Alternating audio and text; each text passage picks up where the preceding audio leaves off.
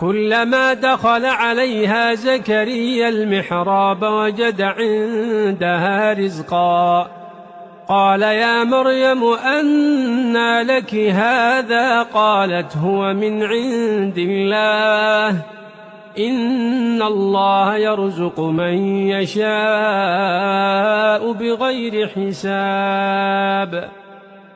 هنالك دعا زكريا ربه قال رب هب لي من لدنك ذرية طيبة إنك سميع الدعاء.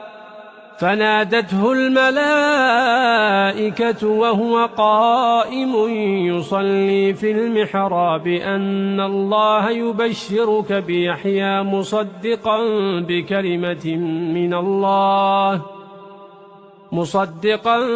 بكلمة من الله وسيدا وحصورا ونبيا من